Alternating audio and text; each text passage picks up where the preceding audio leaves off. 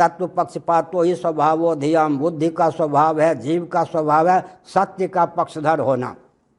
एक आतंकवादी भी, मनोविज्ञान में बोलते हैं, एक आतंकवादी भी अगर उसके हृदय में सत्य को युक्ति पूर्वक प्रतिष्ठित कर दीजिए, एक आतंकवादी का हृदय, एक आतंकवादी भी सत्य का ही पक्षधर होता है। एक नियम है, तत्व पक्षपातो ही सत्य स्वभावो धियाम, बुद्धि का, जीव का स्वभाव है सत्य का पक्ष लेना। इसलिए आत्मबम का अर्थ क्या हुआ? हमको गोली, लाठी, बम बारूद की आवश्यकता नहीं है। मैं एक दिव्य अस्त्र दे रहा हूँ, सावधान। आप सत्य को उचित ढंग से किसी के हृदय तक ले जाइए निरावरण कर्णकुहरों के द्वारा। अब उसके हृदय में द्वंद्व उत्पन्न होगा। रामचरितमानस में लिखा है, द्विचित कहूँ विश्राम न लही।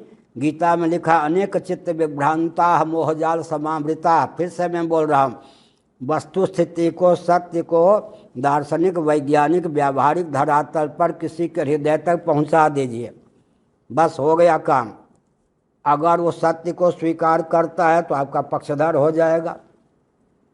अगर सत्य को स्वीकार नहीं करता है, सत्य को दबाता है, द्विचित हो गया। बुद्धि स्वयं जीव और उसकी बुद्धि सत्य का पक्षधर है ही।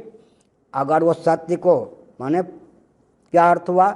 सत्य के प्रति आस्था होने पर भी सत्य को दबावेगा तो सत्य को दबाने के फलस्वरूप उसकी बुद्धि अपने आप विक्षिप्त हो जाएगी, वो पागल हो जाएगा, नष्ट हो जाएगा, अपने हृदय को रौंदेगा ना।